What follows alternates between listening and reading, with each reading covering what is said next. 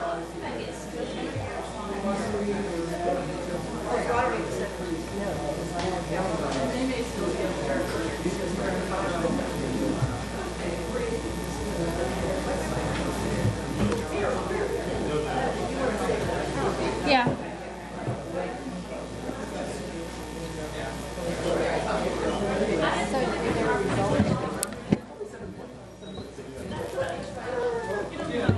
Are they in there? Hey, Pam. Tammy, you missed my point of humor last night. I'm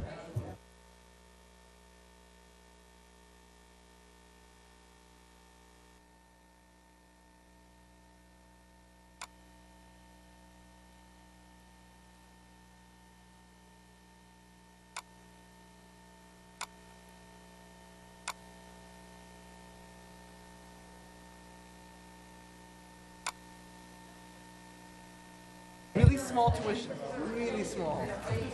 This could be fixed overnight. Overnight. Okay, board members, welcome to the budget work session. I hope everybody has done their homework and read the materials that were posted online. There was also a briefing document that has just recently been posted, so you might not have seen that, but that's what they're going to be using to go through the key points that are in the material that you've already seen, essentially. So with that, I will turn it over to Ms. Michael and Ms. Quinn, and what we're going to do is kind of parse this into sections, so we'll have a presentation on a certain topic, and then we'll stop and have questions with the goal tonight of trying to get a sense of the board in terms of where we're heading with closing the budget gap of $7.6 million. Right. All right, Ms. Michael.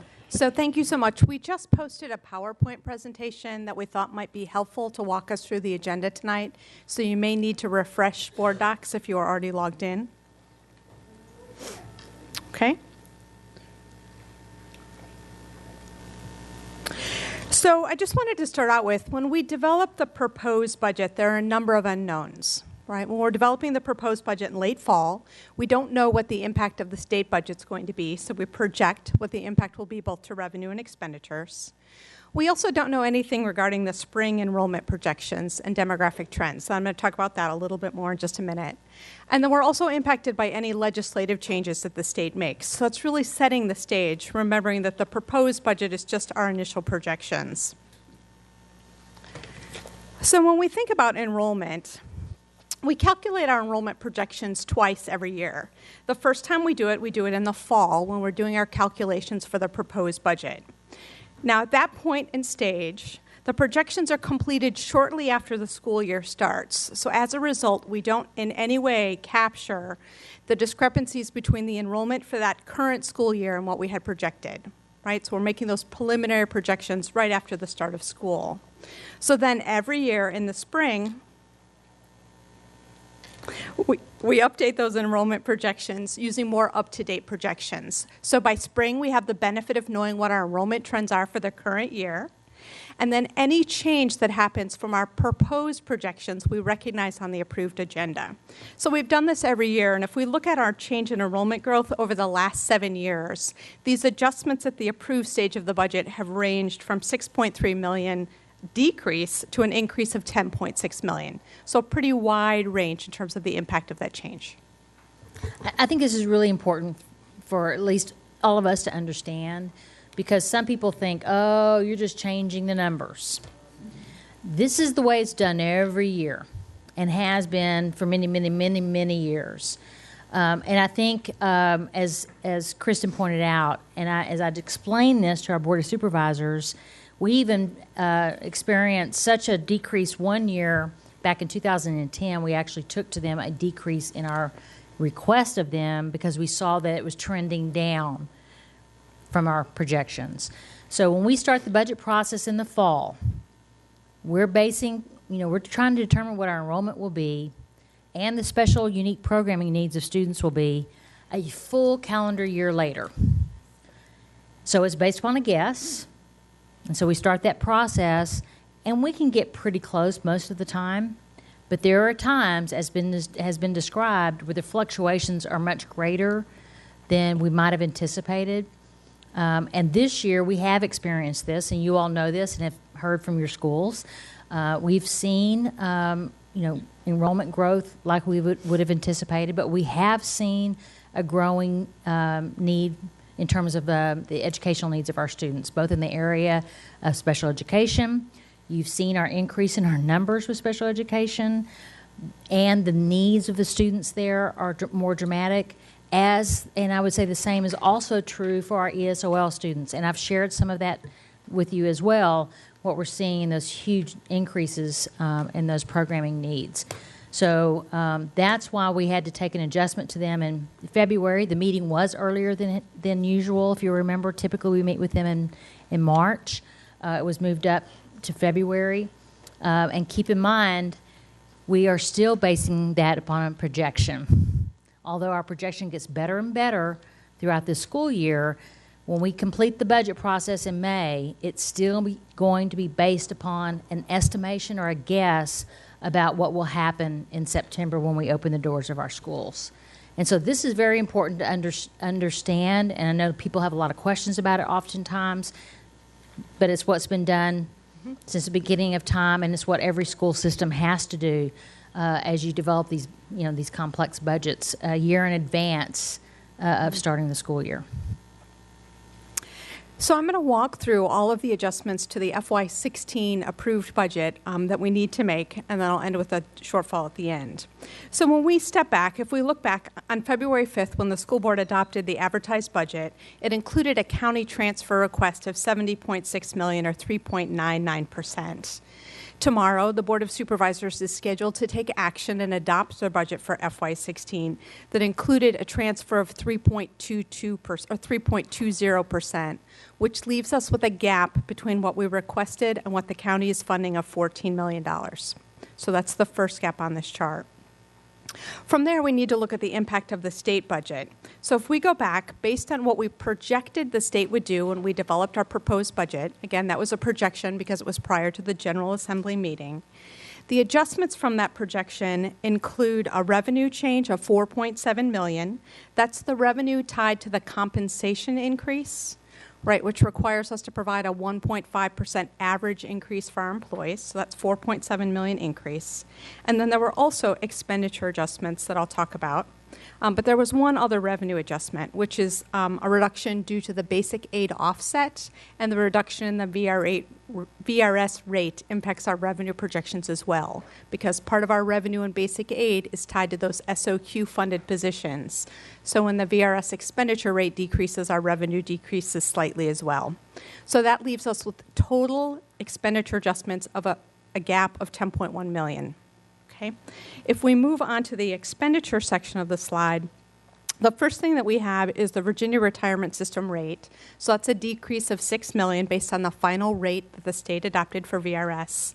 And then next we have that net impact of spring enrollment projections and demographic updates, and it's a net increase of $3.5 million.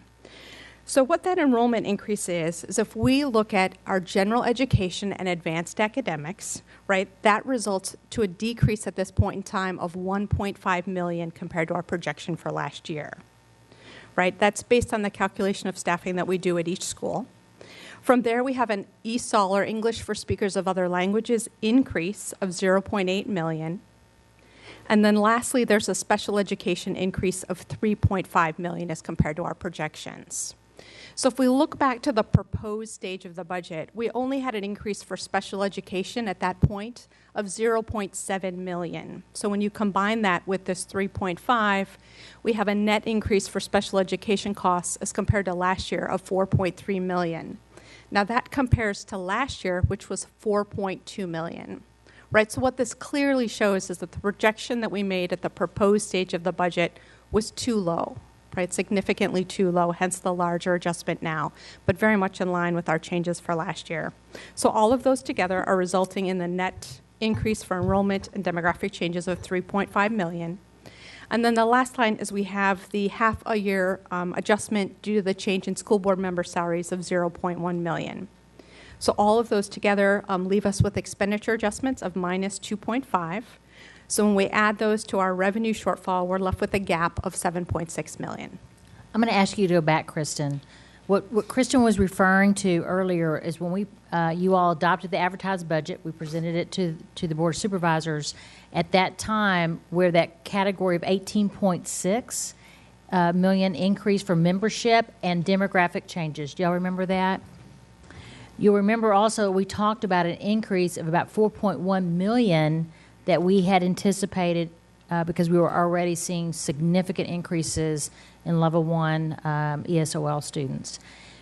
So we'd already built in 4.1 million increase for ESOL, but we did not build enough of an increase in the area of special education. So I wanted to elaborate. That's the number that Kristen's talking about in the advertised. You might want to elaborate on that. I just wanted to add one more piece. You know, we always talk about where the students are, and that will drive the staffing. So in the general education side of all this, we actually had an increase in the total student population, but that generated less or smaller amounts of resources that were given out to our schools. That's why there is that net. So you're going to actually see our bottom line enrollment numbers going up, but the impact of that was a decrease from the advertised stage. Okay, I have Ms. Schultz for a clarifying question on this particular topic, right? Actually, so because of the work that I do with ACSD and the fact that I knew that this was going to be an issue, I went in and I actually did the calculation on our SPED growth over the last 10 years.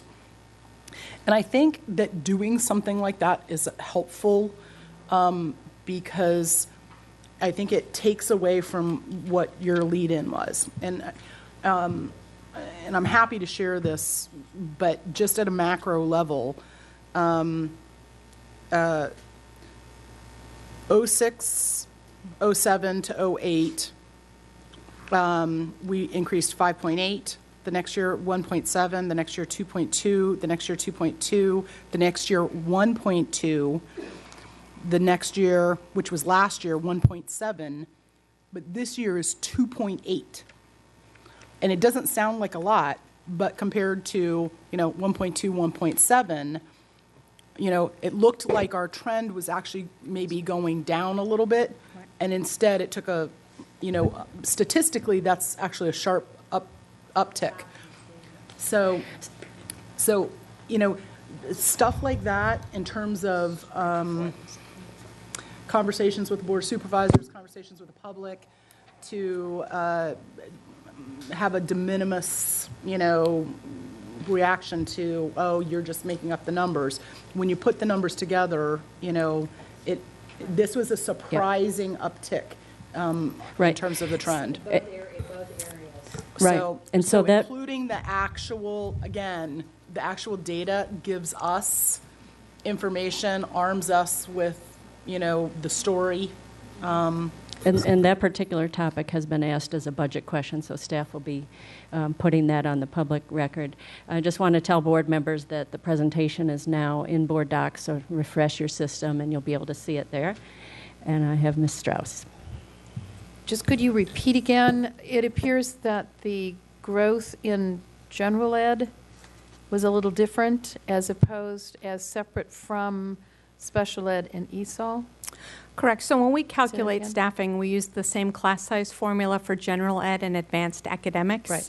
And as compared to the proposed projection, we're actually seeing an increase of 441 students, but we're seeing a decrease in costs of 1.5 million.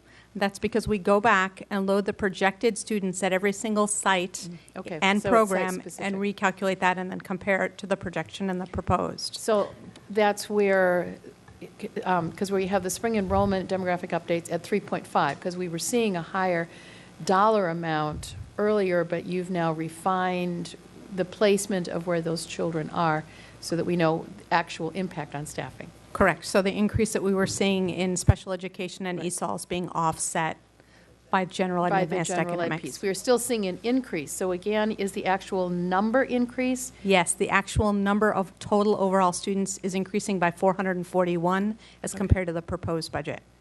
Okay, so we weren't off on the number. It's just the placement on where they are. Correct. Thank you. It's just the individual schools. Would you just reiterate what those numbers were for the ESOL? You rattled off a bunch of numbers, and it would be very helpful, I think, for all of us to be singing from the same sheet of music. Yeah, and I'm happy to add it to the budget question as well. Okay. Right, that'll give you, in the budget question, we'll be sure to answer not only what the change is from the advertised to the approved, but we'll also give you the change from last year's approved, so you can see them Very together, good. because I think that's helpful. All right, thank you. Okay? Megan, is your question on this topic as well? Well, the question's a follow-up to what Ms. Schultz asked. Okay, go ahead. So what's the answer? I mean, Ms. Schultz was giving a history of where we were on special education, our average costs year by year, and then suddenly we see, you know, 70% increase over the trend. So I just was wondering. When we look at special education, I believe the numbers that Ms. Schultz had were our total level 2 students, or some grouping of level 2 students. When we look at special education, what we do is we cost what it costs to provide every service that's included in students' IEPs. So we take the staffing generated by those services and then calculate it for every single school. So we are seeing changes in terms of students needing more intensive services, but it's really looking at not only the number of students, but services.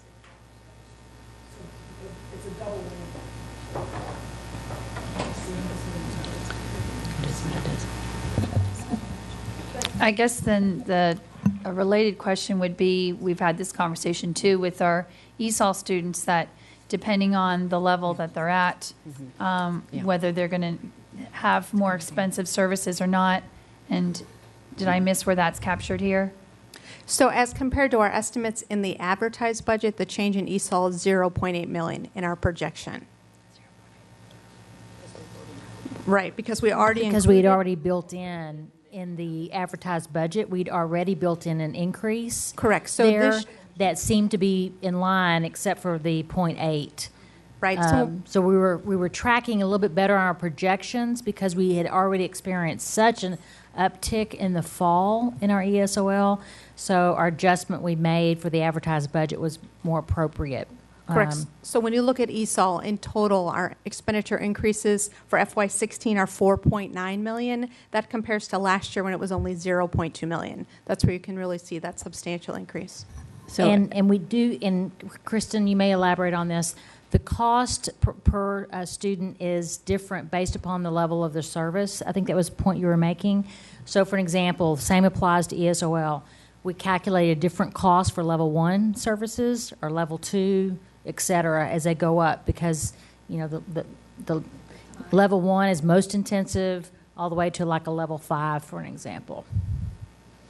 So I'll suggest here that we wait to get the thorough response from staff, and then if we have more questions, we can follow up at another time. But points are well taken there, and it sounds like they've got it under control. So let's move on to the next slide, please. Okay, so the next slide is compensation options. So after we address the deficit of 7.6 million, we have 51.9 million that could be available for employee compensation options. So this chart presents 3 options, which are option A, B, and C. So the first option is A, and that's to only provide a step increase to employees. When we look at STEP impacts 96% of our employees, with approximately 4% of our employees being on what's called longevity, or the top of the salary scale. So the cost of providing just a STEP is $39.7 million. So if that's what we were to do, that would leave $12.2 million available. The second option, option B, is a STEP plus a 0.5 market scale adjustment. Again, the STEP would still impact the same 96% of employees, and that 0.5% market scale adjustment would impact all employees, including hourly employees and substitutes. The total cost of that option would leave $2.3 million available. Then the third option, option C, would be to use all of the funding available after addressing the deficit for employee compensation. And that would provide a step plus a 0.62% market scale adjustment. And that would fully expend the $51.9 million. And just to be clear, option C is our recommendation. Should you be interested in what we would recommend, having visited with our employee groups and our teacher associations, it would be our recommendation to go option C, which is essentially funding as much as we possibly can for our employees and getting as close to the 1% market scale adjustment that was included within the original advertised budget. But when we've asked our employees, would you prefer just all of it rolled into a percentage, like a complete market scale adjustment, that is shown in the small print at the bottom? Correct. So if we were to use all of the available funding just for a market scale adjustment, that would provide an average MSA of 2.63%. But I will tell you that as we visited with our employee groups, that is not their preferred. There's probably no surprise to you all. The step is very, very, very important to our employees. So the option C does provide the full step, and it gives a little bit on top of that to all the employees, particularly those that do not qualify for the step or are capped out at longevity. Yeah, and we'll come back to this to try to get some board discussion on this topic in particular. But let's go ahead and continue the presentation. Otherwise, we may never get through it all. Okay. So the next slide that we have talks about our preliminary projection for FY17. So when we look at this preliminary projection for FY17, it includes both revenue and expenditure projections. Do you want me to? No. Okay. Okay. So I'll keep talking. This chart, looking at the preliminary projections for FY17, has revenue projections at the top half of the slide and expenditures at the bottom. So I'll quickly walk through the highlights of both revenue and expenditures and then mention the bottom line.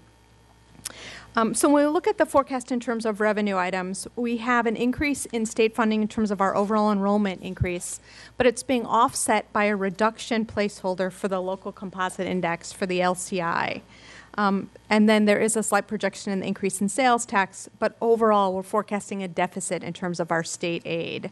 So we have assumed for this slide that our beginning balance will be level with FY16 so that we are able to set aside enough funding for beginning balance, right? And we've also left the county transfer increase not included in this slide. Their county guidance expected to be in their budget tomorrow will be a 3% increase, but to show the total deficit, we left it off this slide so we could see the revenue shortfall. Some of you have asked if we could enlarge the screen. This is as large as it gets, but if you open attachment 3, that's the other attachment on your board docs, it's the same chart if you wanted to follow it on your screen. And keep in mind that that column is change from fiscal year 2016. So when there's a dash for beginning balance, that's really important to understand that we're saying that we don't expect a change in that. Keeping it level. And we've currently set aside $4 million in funding for that beginning balance for FY17, leaving us a gap of approximately $23 million that we'll need to address in order to meet this level projection. So once we look at the preliminary revenue projections, we're left with a total projected funds available, a revenue decrease of $8.6 million. So when we look at the expenditures on this slide, we're seeing an increase for enrollment and demographic changes we projected of $22.1 million.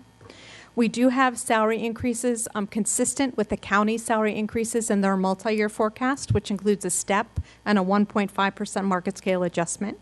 We have rate increases for health insurance as well as a projected rate increase for VRS. Remember, we'll be moving to 90% of the actuarial rate for FY17 and 18. And then lastly, in terms of compensation, we have the second half of the year of the school board salary increase.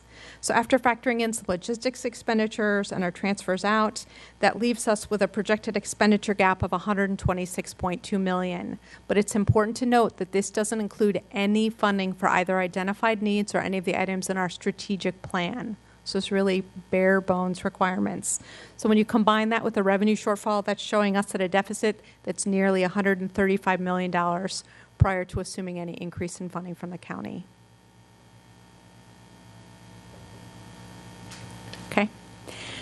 So the next slide that we have on the agenda talks about the agenda presentation. At a previous school board work session, we had discussed this. So this is a summary that's going to go over how we'll present this information.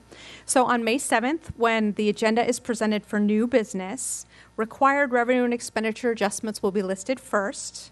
Then we'll have a placeholder amount to show the amount that's required to balance the budget. Then based on any discussion tonight, the superintendent's recommendations for balancing or eliminating that placeholder will be presented next. So that's what will be presented for the May 7th new business meeting. So then when we get to presented for action on May 21st, right, the main motion language at this point will be revised to include an omnibus motion. And that omnibus motion will be a substitute for the placeholder and will include any adjustments to balance the budget that the school board budget chair and vice chair have determined have consensus. And then any amendments that the school board makes will be made to that main motion, which is also the omnibus. Okay? So then we also received a few questions today regarding year-end balances. So I just wanted to go over them for just a moment. So as you know, every year, state and local governments do end the year with a positive balance. And that's essential to ensure that we don't exceed our expenditure appropriation. So the County Board of Supervisors appropriates an amount of funding that we can spend, and we cannot spend more than that. So FCPS, just like Fairfax County government, has typically ended the year with an ending balance. Right, our ending balances typically are a variance of 2% or less, which meets the operational expectations that are set, and it's also consistent with the county's performance guidelines. So if we look at our ending balance, the next chart is going to walk us through what those ending balances are.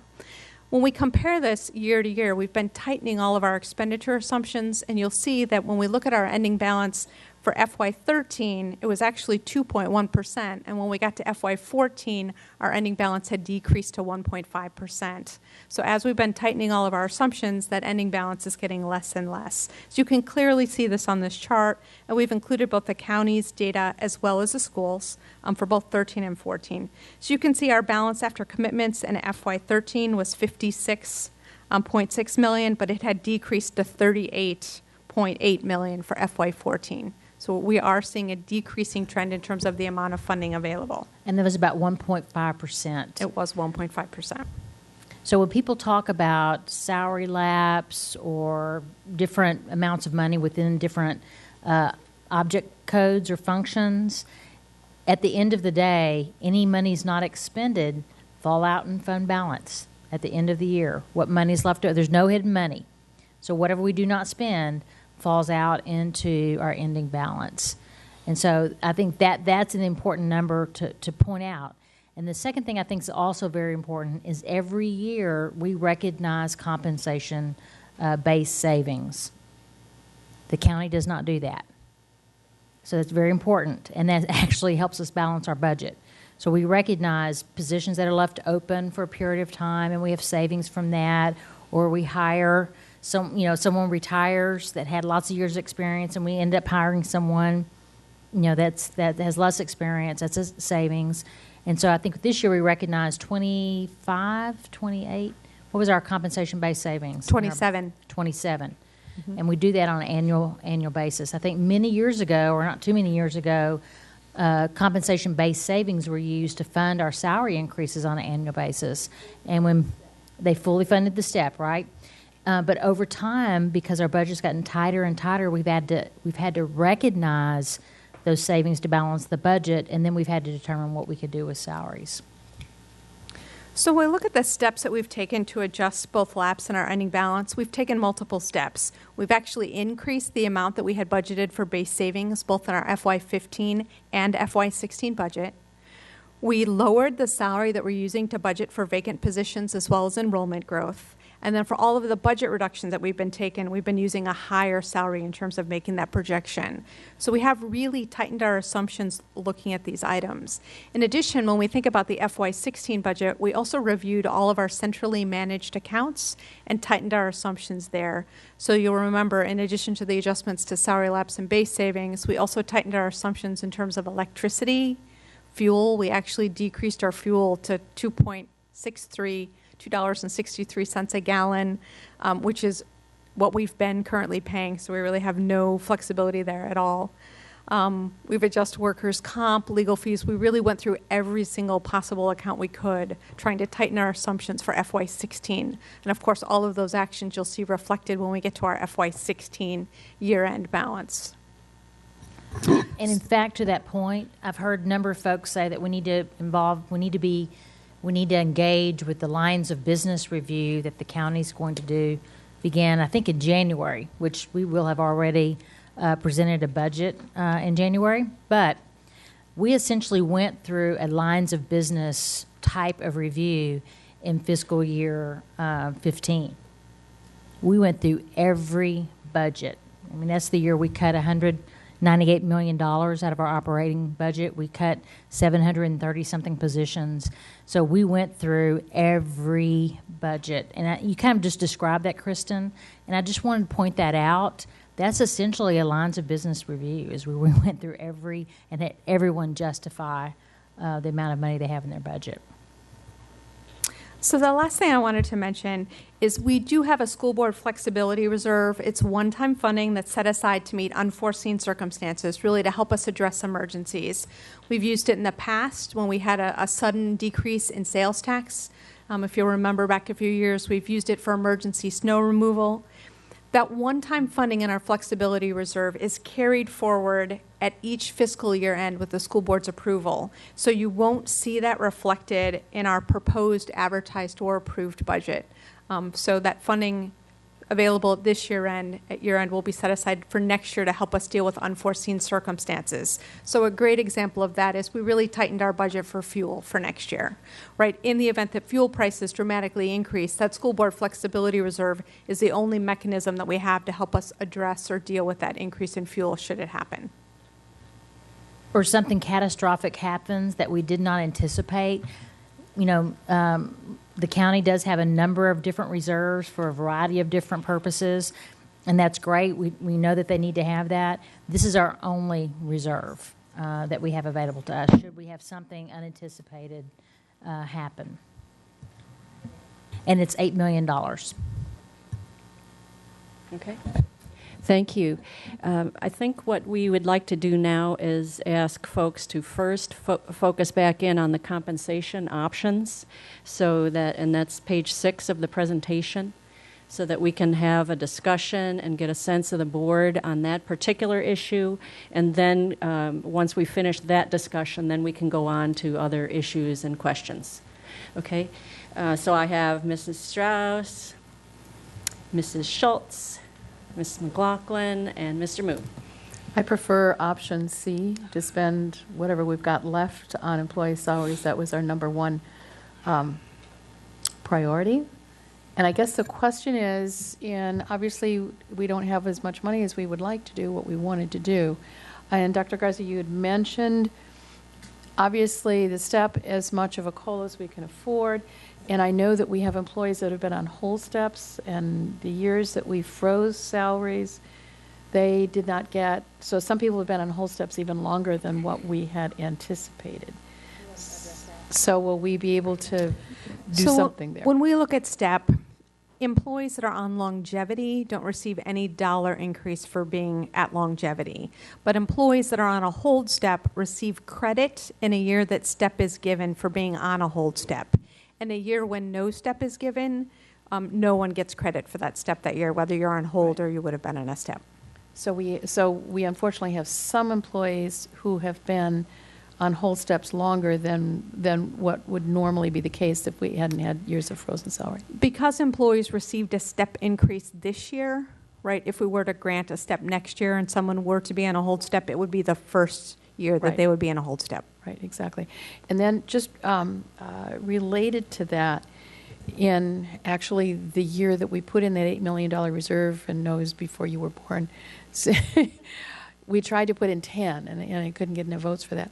But as we go forward, figuring out what is the average age of our employees, and so that however we go forward, our projections for salary lapse hold based on what we think is going to happen. Because I know however we apportion salaries, it sometimes can impact either positive or negatively, or have no impact at all on that. So I don't know Okay, if you want to let's comment put on that issue aside. I think there will be a number of questions regarding that whole issue of the lapse. Well, that, Okay. it's just, okay, All right. we can talk We later. want to Sure. focus on this That's right now, fine. and then we'll go to that. Yeah, my So- preference is C. Okay, very good, thank you. Ms. Schultz? So can we go to the, because it relates to, I gotta tie this in, the year-end balance comparison slide? I don't know, page 10, I think? No? Yes. So in order to derive your three options, are you using that 23.5? Like, where's the 23.5 in any of those options? The 23.5 million available at FY14 year end was used as a budgeted beginning balance for FY16. So we've actually already accounted for that in balancing the budget that's before us. Does that count in the slide? I mean, does that basically double slide forward, is basically what I'm saying? So that slid forward from 14 to 15, and if we have some left at the end of 15, is it just, did it slew us, does it slew us through the whole FY15 into the 16 budget? I mean, where is it accounted for? So when you look at an FY15 fund statement, you will see the funding is set aside for a future year beginning balance once you get to like 15 revised. Right. It wasn't set aside at 15 approved. Right. But you'll see it there as set aside for a future year beginning balance. We basically have been in a position where our funding available at year end, we've been using to help us balance future year budgets. So when we But look. is that this, I mean, effectively, I mean, so if you were a bank robber and you got the money stained, that money goes all the way through. Because now, how much are we going to have at 15 year end? It'll be less than that. It'll be less than that. Trending down. It's trending down. And keep in mind, that's 1.5% of our budget is what we've had last year. I know, but it's also 23.5 million or something less than that, because we're going to have some left at the end of 15. It does flow through 15, but it's almost like as if that money has already been spent because we needed it to balance the 16 budget. So you have to have that 23.5 million falling out at the end of 15.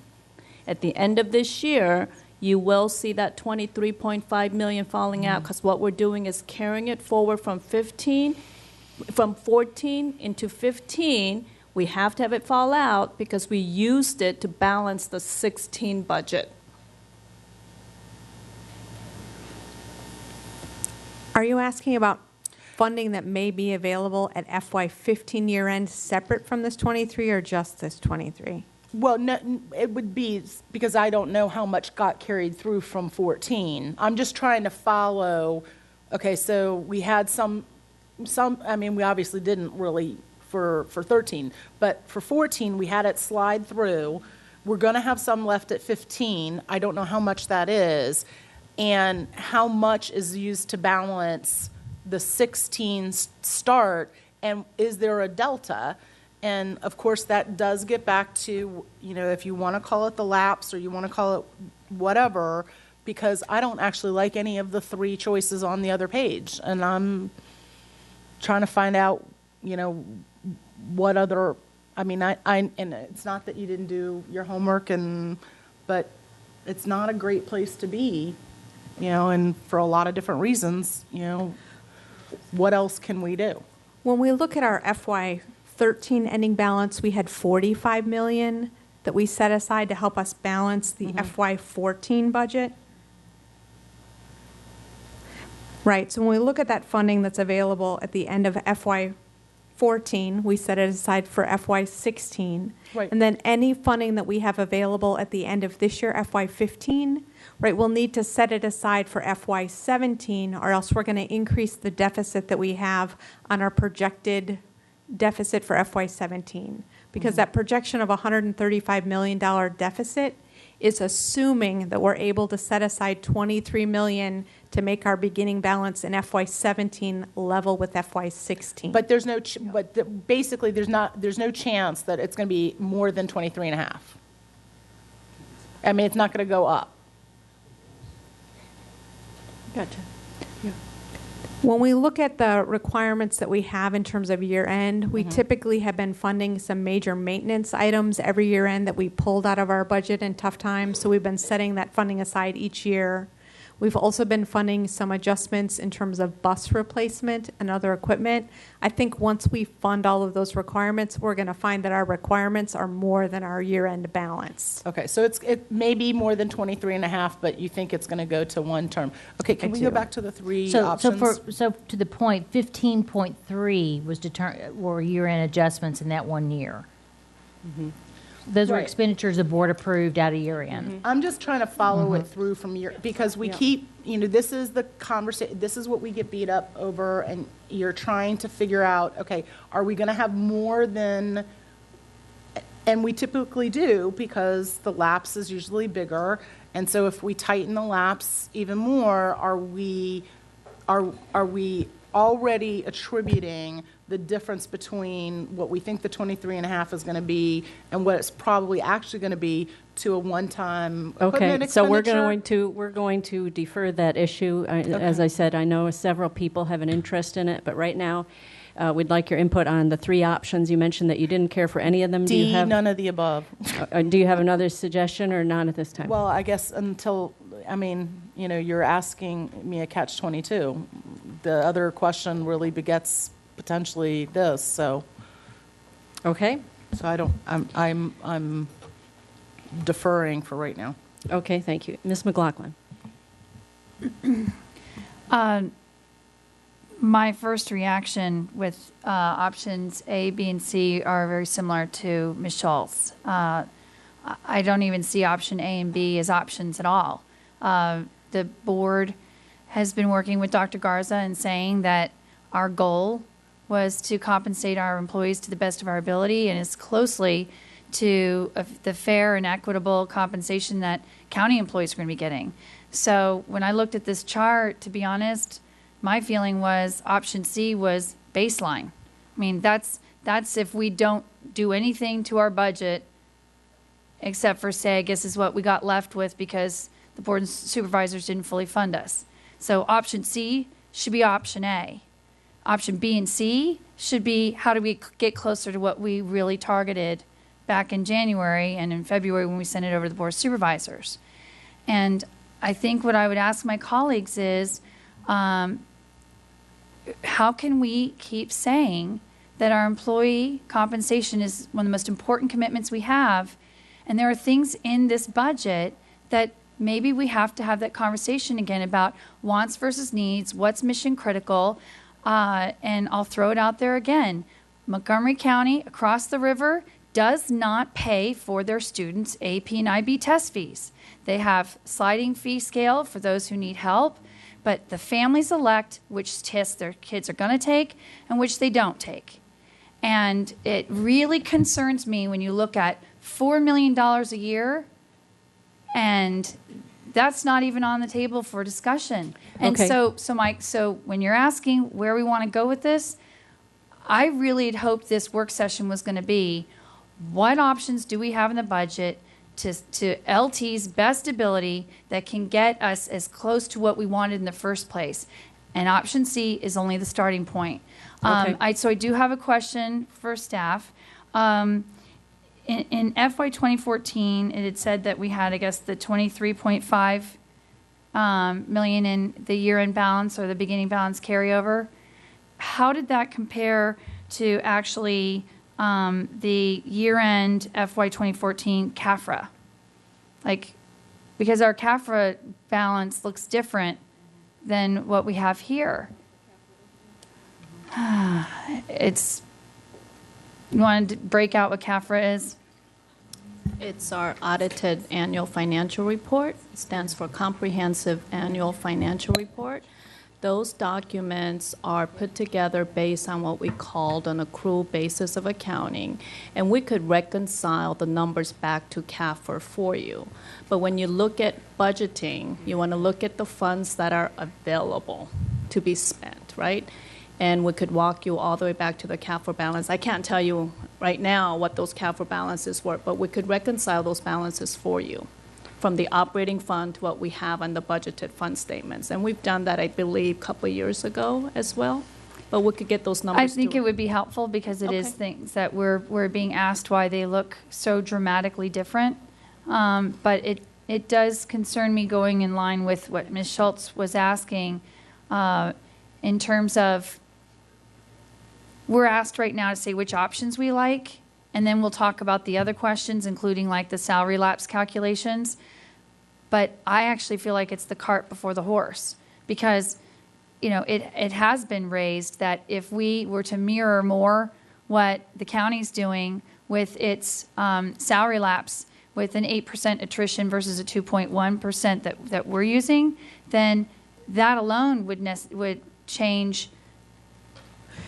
So just using some really simple math, if we look at our compensation base, right, it's $2 billion.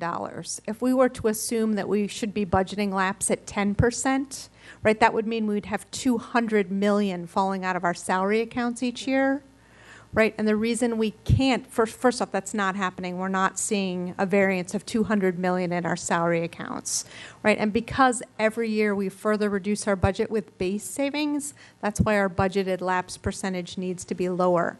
But since the county's not reducing their budget each year, that's why they're budgeting lapse at a higher percentage. So I guess my question would be to the options you gave us. For those of us who want an option D, E, or F, what are we looking at in terms of the amount of funding that we would need to get us? It is the 7.6? Okay. So we need to go find 7.6. If you want another option, yes. Okay, thank you. Mr. Moon, followed by Mr. Velkoff. And Ms. Hines. Okay, before I Mr. talk Lateef. about those three options, could I ask you a question going back to one of the slides where you said that you have used lower amount for vacancy? Correct. So when we look at how we Just budget, Let's go to that one first. A Right, lower it's salary slide for the 11. budget vacant positions. And I could understand about enrollment growth part, but if you could just explain to us about how that works with lower salary being used for vacant positions. Sure. So when we do our salary file projection, right, it looks at all of our current employees and what their salary is. And then when we calculate things like adding a market scale adjustment or a step, it's looking at where our actual employees are. At every point in time, we have some positions that are currently vacant, right? So an example of that currently is the budget director position, because our new budget director is not starting until May. For salary projection purposes, we have to project a salary for that position. So we've lowered that amount that we're budgeting each of those vacant positions at. I was thinking about more of, the other way, labs. For the labs, you don't want to use in a lower amount. Okay, thank you. Those three options, I mean, I somewhat agree with Mrs. McLaughlin in the sense that option C should be the baseline. So among those three options, I mean, it's a no-brainer for this one board member. Option C is the best choice among those three options. Whether we can come up with any other option, I would love to hear from my colleagues if they have a proposal, how they're going to fund any different proposal. But I don't have one myself yet, but so C is going to be the baseline for me for tonight. Thank you very much. Mr. Velkoff. I fully support option C, and I just don't think there's any debate here. I don't think there's any debate about A and B, and I don't think there's, in my opinion, there's no $7.6 million lying around that's going to get that to a full 1%. I would like to follow up on the question that Ms. Schultz has. Would it be better if I waited until later? Yeah. Okay, because I wanted to go through the pass-through question that she raised, and I'll come back to that later. Dr. Garza. You know, I know that we all agree that our employees are what makes FCPS great. And I do think we all share the goal that we need to get this as high as we possibly can. But the fact remains, the county did not fund us and did not fund our very reasonable requests, and I think that needs to be emphasized time and time again. The reason these other options were even just put up here for your consideration, because we also have to be mindful of the fact that fiscal year 17, $130 million deficit. When we go all the way and we max out this, every penny we have to fund this, you know, we're setting a new bar for fiscal year 17. If we go and find another place to cut, it again raises that for fiscal year 17, and it takes one less thing off the table that we could potentially cut getting in preparation, getting ready for fiscal year 17. It's important to note that we're going to have to begin in May putting together groups of people to help us start to develop these menus. Remember the cuts that we went through last year? It's going to be that on steroids because we're going to have to look at everything. So, Ms. McLaughlin, some of the things you brought up, they're going to all be on the table like starting in the coming weeks, because kind of our drop dead on some of these decisions will be November of 2015 in the fall. So everything that you're talking about will have to be put on the table, whether you all determine as a board you want to do it now or you want to use those savings for fiscal year 17. We are going to have to seriously consider some very difficult things. But I just want to point out that if we take something off the table, we fund it at a higher level, we're creating a little bit larger deficit for fiscal year 17. So you can just add 7.6 also to that fiscal year 17 shortfall. Correct? I just think it's important for us to at least have on the table as a impact. Okay, Mr. Velkoff, for now you're finished. Thank you. Ms. Hines. Yeah, thank you. Well, it's going to sound a little repetitive. I looked at this chart and thought, well, option C is the only thing palatable, I think, of the three options up there. So if we're going to try to find $7.6 million now, I think going after programs or user fees at this point is really not fair to anybody, because we haven't had the community conversation about that yet. And I think that has to be a huge conversation where we go to the community and we say, we've done everything we were asked to do over the last 3 years, and every year the school system has been worse off. So here's where we are right now. And that $130 million deficit for FY 2017, as if I understand, does not even include reducing class size average, right? Which absolutely should be in that FY 2017 budget, if you ask me. Right, and the money that we have, the one-time money that we've put in to address large classes for the next school year is just one-time money. It won't be in there again. So we have not created a permanent fix for the large class sizes. It's not a permanent fix. However, the 4.1 we have in total, 3.1 is ongoing in our budget. Okay. So that's important. I think 0.8 was what was one-time money. Okay. Oh, thank you. All right, that helps. But still, it's kind of chipping away at the edges of the problem. Yeah. So, programming user fees. I mean, if a board member wants to bring that up, I certainly would look at it and entertain it. Taking it out of year end is tempting, because then we can say to the Board of Supervisors, well, we shouldn't do this, but you left us with no other choice, and so you're going to have to fund that extra money in 2017. So, I mean, I kind of want to hear what I know that my colleagues are probably going to say that's not a good idea, and I think I understand that, because we're already, as Dr. Garza just said, we're already starting so far behind, and the conversation that we have to have with the community is already quite difficult. And so are we going to make it more difficult? But I feel like asking our employees once again to share so much, to take so much of this burden is kind of hard. So, especially when the county has decided to pay its employees a higher raise than we are able to give our employees, that's the only thing I'm tempted to do, is just say, hey, Board of Supervisors, we're taking this money at a year end, and you're just going to have that much more to give us next time. But I understand it's a risky position to take. So, Madam Chair, point of information. I just want to ask a question here. To do what Ms. Hines is talking about, we cannot do that in the approval of the budget. And so the proposal that she's bringing, as I understand it, would mean that we'll meet at the year-end review, that at year-end review we would be potentially taking $7.6 million out of the remaining balance that will come to us at year-end review, and then we would dedicate that one-time money to salary. I just want to understand, because we can't do what Ms. Hines is suggesting with the budget, right? Because that would create a deficit. right. You technically do have the ability to forecast that you're going to have increased funding, right? We don't recommend it, and we typically don't do it, but you're not prohibited from doing that, right? I would, again, though, strongly caution us, if we use one-time funding, right, we're increasing the funding we have for beginning balance and increasing our expenditures. So next year, then we've added doubly to that deficit because we'll have to make up the beginning balance funding with less money that we have available, and we've increased expenditures. Something we have contemplated is what if we took whatever is left to create the equivalent of the 1% and do the remaining portion in a one-time payment.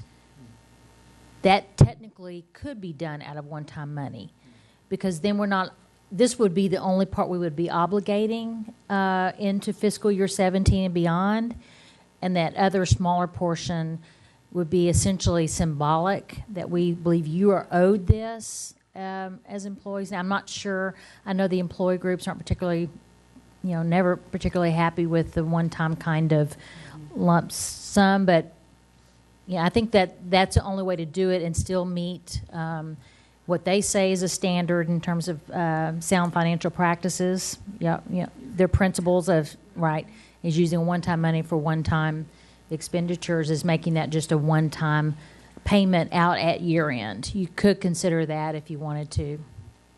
Okay. Continuing, I have Mr. Lateef, followed by Ms. Evans. Thank you. I think I agree with many board members when we say that option C is obviously a baseline. We promised our educators that we would do our best to increase their salary, and I think that's, it's not terrific, but it's the best out of those three options, obviously. However, I would definitely like to see an option D where we look at other parts of the budget. Adding on to the $134.8 million that we were going to need next year, probably not the best idea, but it is an option, I can tell you that.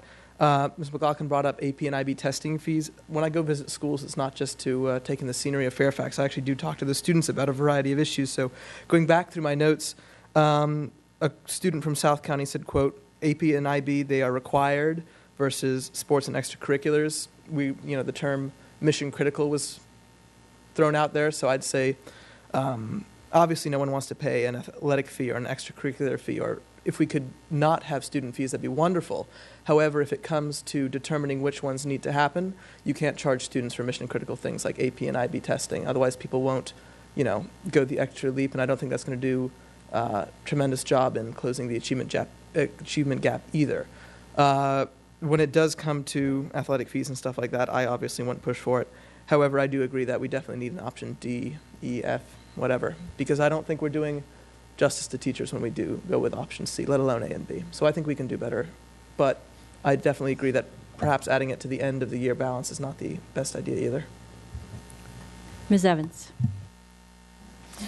Well, I'll agree with those that have said that option C is basically our baseline and our kind of default position. I don't think option A and B really are anything that we should be really contemplating. So I'll agree on that point. I did have a question. We have a compensation study coming up. Can you tell us a little bit about the timeline on that? Because I think that's going to be critical to next year in our decision making. The compensation study, the RFP, has been released, and we've asked to have the recommendations in terms of the compensation portion of that study completed by October in time to be included in the proposed budget for next year.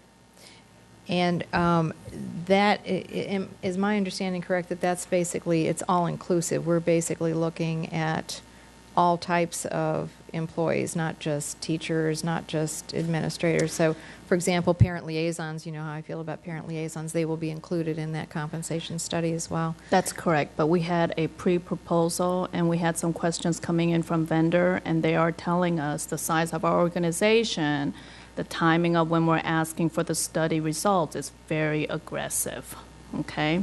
So we did provide to the vendors that our main focus would be on our teachers and our teacher scale and our IA scale, but we have yet to, get all the information from the vendors. But that's one of the first things we heard from the vendors as soon as the RFP was issued. The timeline was very aggressive. So we're having to suggest if they can't provide everything to us, what would our phasing of the results be? And so that we're trying to contemplate how do we stagger so we get it all next year, but the most critical pieces of information as early as possible. Okay.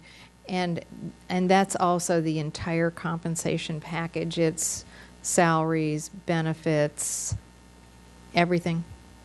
We're looking at the whole combination of the compensation package, right. Yes. And our comparison with surrounding jurisdictions will include our total compensation package compared with their total types of benefits offered within the compensation package, and the amount that represents in terms of what it costs us. Okay, very good. So for now, that's all I have to say. I mean, I would love to give our employees 5% raises if we can figure out how to do it. That would be great. But I think for now option C is our default, and the more we can squeeze out, the better. Thank you. Okay, how about board members who haven't yet spoken? Mr. Arnett Koufax, Mr. Stork, Mr. McElveen. Okay, Mr. McElveen. C. That was very concise. Mr. Stork. I have a qualified support of C, and I guess I'm still trying to resolve in my own brain. I know I'm not interested in digging a deeper hole, so that's really what stops me from really saying to ourselves, okay, what else can we do to fulfill our once again, our commitment, promise, our hope as well. I mean, I know none of us are in this because we don't believe that we should do more, but there's some other way in the system. But you look at 2017, you realize it really is becoming, we're just making it more difficult for ourselves. And so at some point in time, you have to recognize that we don't have the resources. We've not been provided the resources to do what we really need to do. Recognize that until we get those resources, we're going to be struggling to cut from one area in order to provide more in another. And that's all about what elections are for. So people need to be focused on that and take those beliefs out and make sure they're exercising them when they vote. Because I don't see any other way around it. I mean, either at the state level or the county level. And I'm not excluding anybody here. The state clearly underfunds education dramatically. The county can make a difference. And they do, but not enough is kind of where we are. And so we're here where we are. But really, 2017 is what gives me pause to think about anything else. And your points were well taken, Dr. Graza. Thank you. Mr. Arnett Koufax. I think Mr. Stork said it well. We've all been very involved, the budget people, and Ted and I, as the chair and vice chair of the board, kind of know where we are intimately because we talk about it more often, I think, than as the whole board. And it's very difficult to imagine, the frustration probably that we feel probably, and I think everybody does as a board. It's called despair. Yeah, because that's the way I feel. Yeah, well, that's what it. Well, Mr. Stork, I love that, but let's be real. There's not a lot of contenders out there for some of the seats, so it is what it is, And so we are where we are, and I am concerned about going beyond C and for what we're seeing on the horizon next year. The fact that, they're already tossing numbers out there, and we've heard them already, 3%. 3%. Yeah. They're already, they're touting the lines of business as the great panacea. Mm-hmm. When we've done that already, we're certainly can do it together with them in some fashion, but there's not a lot. The numbers are growing. The needs are growing. Sounds like my budget speech, right? The numbers are growing. The needs are growing. We've been cutting. And we are where we are. Option C, while I love everybody's optimism of wanting to look at it and move forward, given what we're seeing in 2017, what we're hearing already, and I'm concerned to go beyond because the hole will just get deeper and bigger.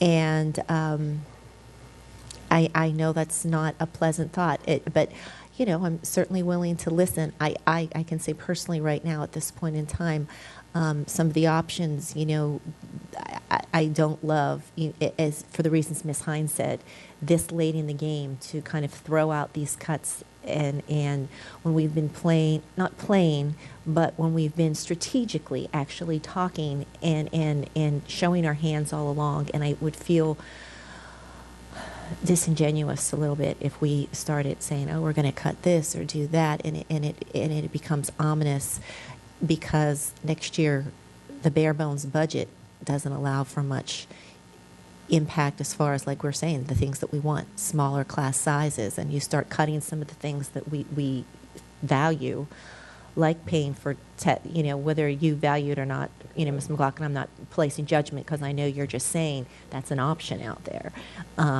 But these are things that we as a system currently do and value, and I'm nervous about chipping away at them at this late date without community input when we've been doing very strategic all along. So that's my long answer. Thank you. Mrs. Smith? I support option C. I appreciate Mrs. Derenak-Koufax's comments. I agree with that. I don't think this is the time to start talking about cutting programs or adding fees or anything like that. I think we have to face the revenue we got, and I think we do need to be aware of what's happening in the budget next year. We're doing as much as we got revenue for our employees, and I support C. Okay, I'm going to take my turn, and I appreciate listening to all my colleagues' comments. And this was one of those that I felt my initial reaction is very different from where I am now, and that's because I had not only done some thinking, but talked to a number of people, and including folks that represent our employees. And I think that it's either a priority or it isn't in terms of compensation. And if we kind of go back on our word now at a time when we've just given ourselves a little bit of a raise, I feel that is disingenuous. I also feel that if we end up with money left over, even though we could have a good explanation and we'll carry it forward, there'll be some people out there who say, see, there you go, you had money all along. So I think that that's problematic.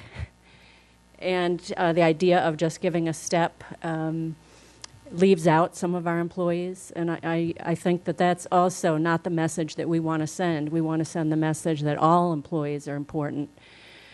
So this is maybe not a slam dunk, but I think that I agree with my colleagues. I am also very concerned about 2017, though. So, you know, the part of me says, well, we're going to have to just acknowledge that next year is going to be tough and everything will be on the table. But for this year, we have to honor our employees like we said we would. And to the point about trying to find more money at this late date, unless we have a magical discussion about lapse and we somehow or find you know, some funds someplace. Bake sales, yeah, a lot of bake sales. I'm not sure that I think the timing is right to open Pandora's box and start, you know, hand-picking different programs. I don't think that that would be an honorable process. And I think all along, if nothing else, we have worked very hard to make this a transparent and thoughtful process where there are no surprises, where everybody is on the same team.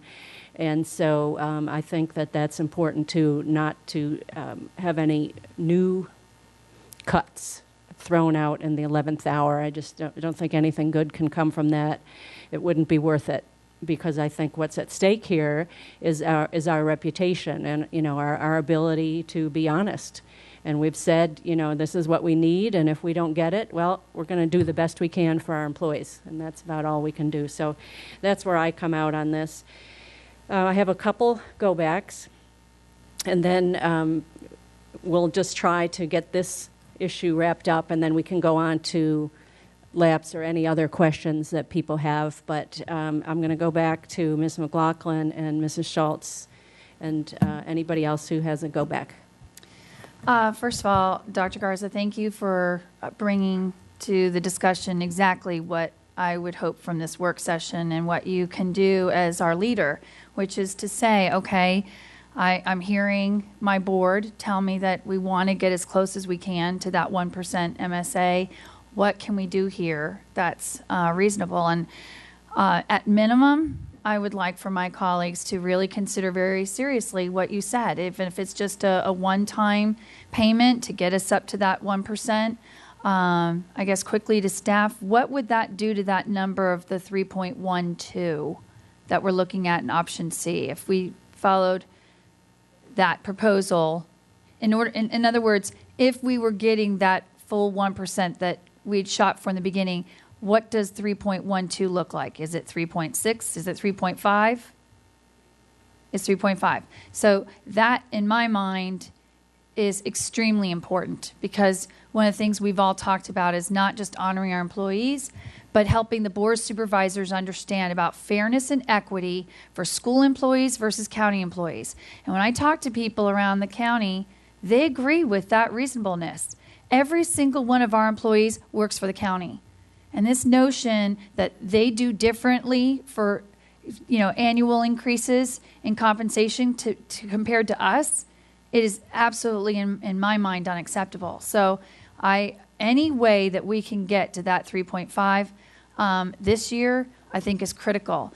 To everyone's point about the big hole we're facing in FY17, I absolutely believe that all 12 of us are mindful of that.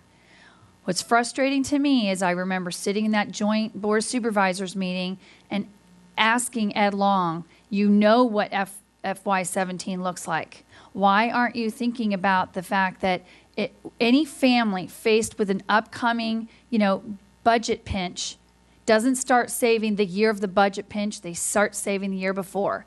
And what I was told was, no, you're not going to raise the, tax rate by a penny and put money aside. Well, so they didn't.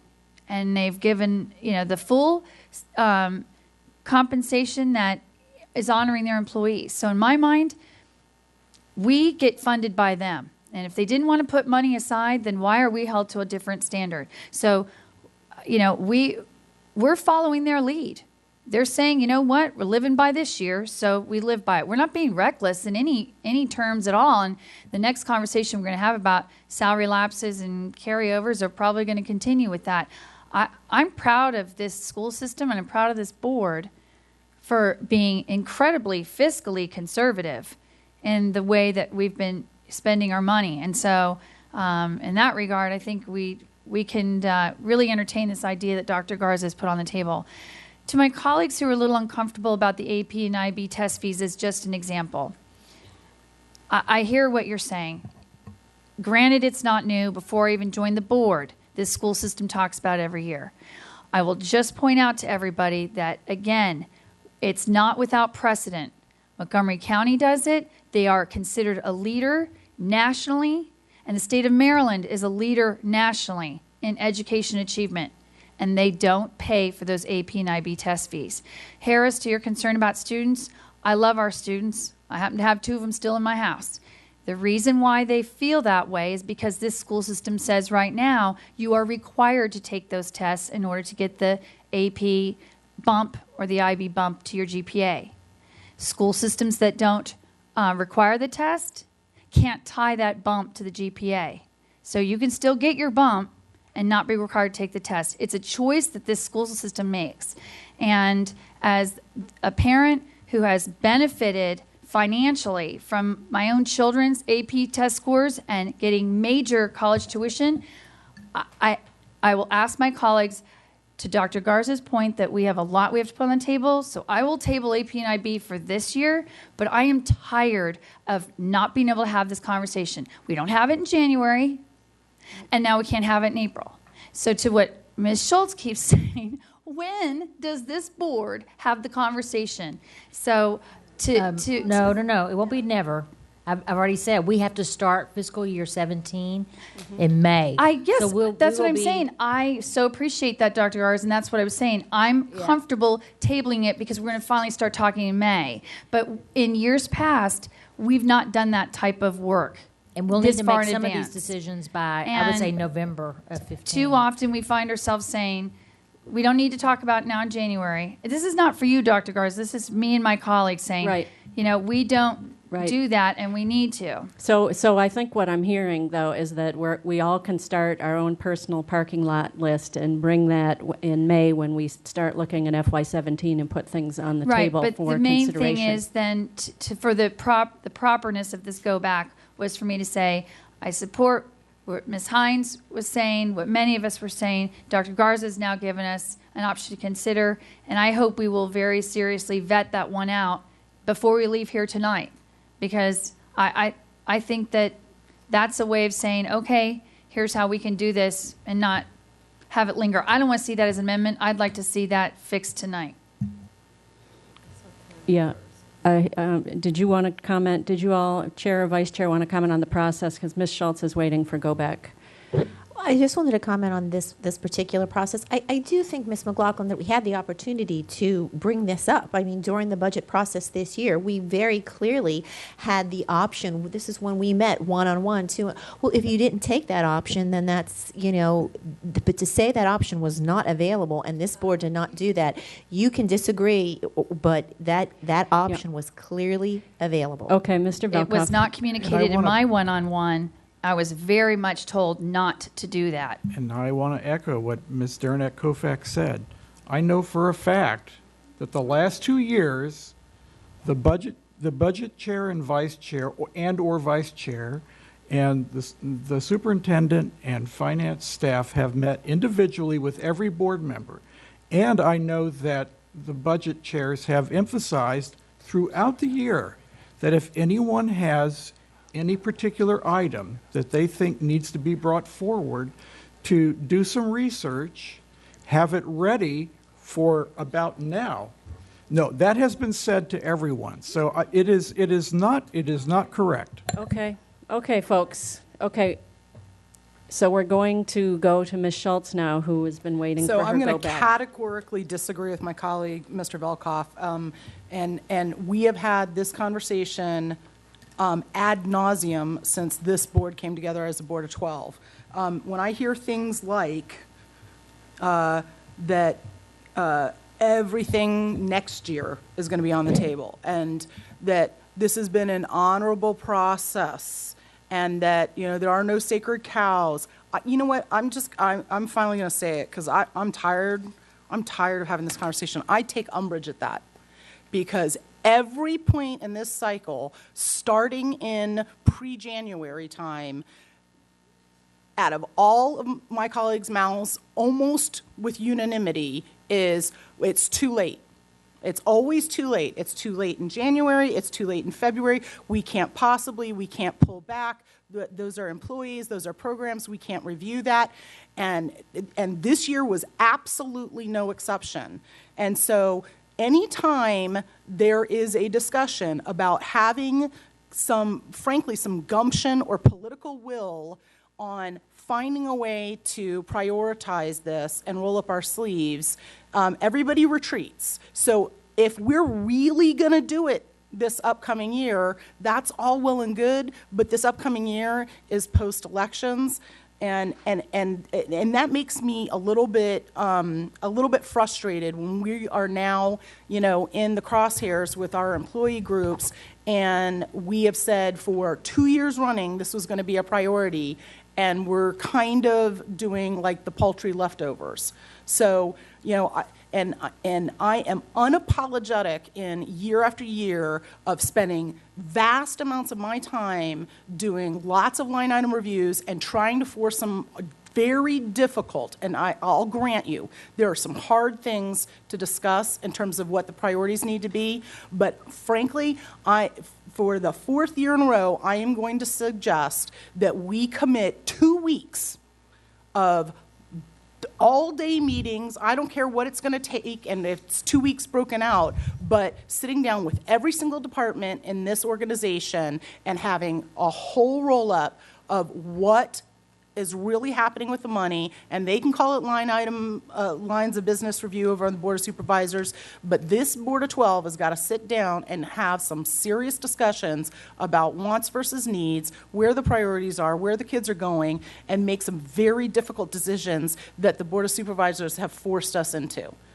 And until we have some political will around that level of a discussion, and we nip away at the edges at 200,000 here and 200,000 there, we're not going to make a difference. We have to have some very hard discussions. Otherwise, we're always going to be in the, well, I guess we'll just take, what's the best possible choice, even though none of them are good. I think it's important just for clarity purposes, because I know we have some people sitting in the audience and some people that will listen to this, and I think it's really important for individuals who might think that, let's go back to fiscal year 15. I was brand new. Y'all hired me in July 1. Guess what we started right after July 1? Meeting after meeting after meeting. This whole board sitting in this room with a list, a menu. We called it our menu of cuts. Anybody that came up with an idea, we put it on there, we costed it out, and we made $100 million worth of very difficult decisions. And then we had to sit across the table with about 730-something people and say, you no longer have a job in FCPS. So I want to make it, now this year we did not do that in the same way, because this year we felt like we could, we scrubbed as much as we could, but we felt like the system had been through so much, and that was part of the budget principles you all developed, that we just said it in light of the fact that we're bookend, with the fact that we just put our system through such demoralizing cuts, people worried about losing their jobs. That whole first year I was here, people would constantly ask me, who's going to be laid off? Am I losing my job? That was that whole first year last year. So we did make, and Ms. Schultz, I'm not diminishing what you're saying because I understand the frustration, but that same process we went through that first year I was here, which began in July, we'll begin that next month. And so there will be countless meetings with the public, with you all. I took that menu to, I don't know how many community meetings. I said, here are our choices, and any other choice you want to put on the table, and then you help us tell us how you think we should cut this budget. We did that. Remember, you all were there. So, we were trying to make the hard decisions, and we have that yet around the corner. The sad thing is, we just don't my have as comments many. were not directed at Dr. Garza's work. This was a conversation with my colleagues about how when we get to the table, we always say, oh, it's too late. We can't have this discussion, or we've got to sluice things through to have solidarity for the Board of Supervisors. That is over. Okay. Okay. Now, a few people feel the need to voice their opinion on this topic, and we'll do that, and then we're going to move on and get back to our agenda at hand here. So I have Mrs. Smith, Ms. Hines, and Mrs. Strauss.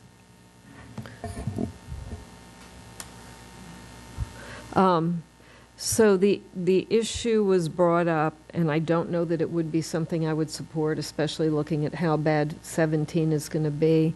But the issue came up about doing a bonus at year end. So I think the board is going to have to understand what that would take in dollars, what the parameters would be to do that. There's so many details to that. Does every employee get the same amount of a bonus? How much funding it would be? I don't know how much time we need to hear that. So is there any feedback you can give us now about that?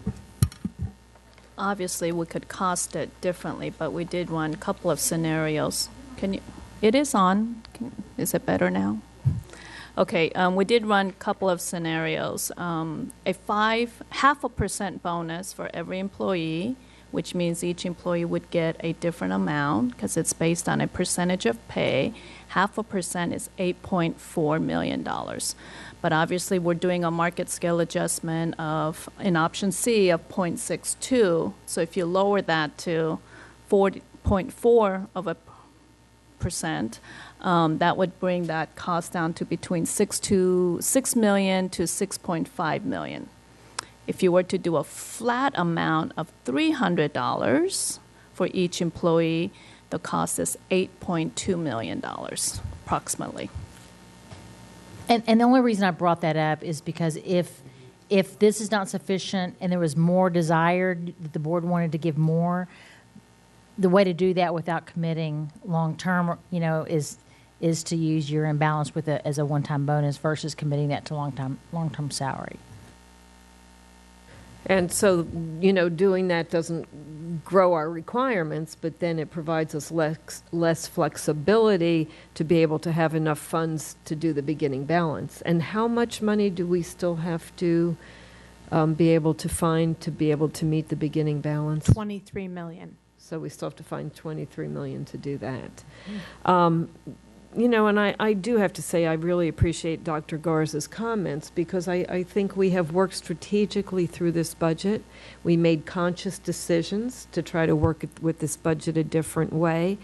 And I do think it is very difficult at this point in time when we had so much angst going into this year to start saying we're going to start throwing so many different things. I don't know where we would throw them. And it brings the difficulty as when you start to have the discussion of moving forward to the 2017 budget and when we really have to do decision making.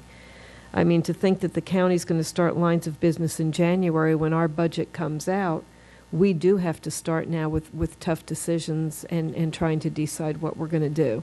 When you think about our timelines and our processes and course catalogs getting printed in December so kids can pick courses, we can't wait to make tough decisions based on the revenue.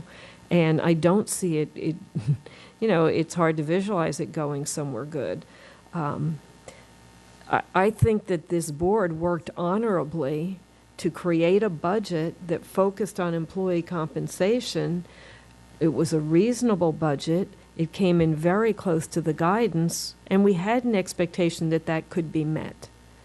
That we didn't get the revenue, to me, doesn't mean that we create a situation where we start to look at the budget in bits and pieces. We took a holistic view of our issues, class size issues, trying not to change staffing ratios. And so to me, it's not where we thought we would be, but we got close. And I don't want to start throwing other things apart. Thank you. Ms. Hines, followed by Mrs. Strauss. Thank you. So on the question of whether we would do sort of one-time bonus or something like that, I guess we would have to see and maybe ask this as a budget question. Is that the way to do this? Because I don't think we're going to decide this tonight. I don't think it makes any sense because we don't have numbers in front of us, and we have we have a few weeks before we really have to have amendments ready to go. No, I'm sorry. Let's clarify that timing. If we did a bonus, would you wait and do it as part of year end, right? So we wouldn't do that as part of the budget because you don't know how much revenue you will have then. Okay, so have that would be a year end when we did the year end budget review. In July. Okay, so we have more time than that. Okay, all right. So we have some time to think about that, and I think that makes more sense to give ourselves time. Thank you. But basically, the understanding is that one-time funding would come out of year-end, and so it would just go right into our issue with our starting balance for next time. And I would just say on the question of sort of how we've had this conversation over the last few years, it has evolved, and I think it's evolved because we're changing. Our numbers and our needs are changing. Our revenue is changing. The conversation that we have with our funders has been evolving, not necessarily in a good way. I feel like it's been devolving in some ways, but I think every year I have felt like, well, there are a few things that I think we could put on the table, but if I don't know that I have significant support on the board, does it make sense to bring that up? And so I don't know. I think if I feel like we're at the point now, unless I'm mistaken, but I think we're at the point now where we have scrubbed, to use your word, as much as we could. There is no even high-hanging fruit left, right? So this is where we go to the community with that conversation that's really, really hard. It's not just, throw your sticky notes at the wall and let's see what you think. It's sort of like we have to pick what we are going to cut. And that's the nuclear option out there in the community. And nobody ever wants to go there, because what we'll be accused of by our funders is politicizing the thing by bringing parents out of the woodwork, because we're looking at arts and we're looking at languages and we're looking at, I'm not naming anything I want to go after right now, but the fact is, this community wants a first-in-class school system, and everybody knows what they mean by that. And that's what we now have to put on the table. And I think that's a conversation that we have to have in a very strategic, unified way with the entire community. So, I'll be honest with you, I don't feel like I've been ready to have that conversation yet. I think, at least for myself, I have procrastinated about that and put it off as long as I could. And I think we as a group have wisely done that as well. Let's see how much we can get done without going to the community with that kind of really tough conversation. But I think we're there now. And so I understand the frustration of some of my colleagues who would like us to have been, sort of clawing away at that up until now. But I just think politically, just as far as supporting this community, wanting to be the school system we want to be, doing things in a strategic and thoughtful way, I haven't been ready to have that conversation until there clearly was no option, which is now. I would like to also add, I think what has strained and maybe exacerbated the angst I personally feel about what fiscal year 17 looks like is the fact that we have talked about it time and time again with the Board of Supervisors, yet the budget guidance is 3%. So I think, I'd felt better if it was 5%, or at least a little bit more in keeping with what we have clearly demonstrated are the realities of fiscal year 17. And so, to Ms. Hines' point, that makes this conversation even harder, is because that hole is so deep, and yet the budget guidance was so unrealistic. And from my viewpoint, that's the only thing we have to go with right now, is the fact that, there are folks with their head in the sand, and we've got some real challenges. It's no longer going to be supposedly the Washington Monument. These are the real choices now that we've been left to have to make.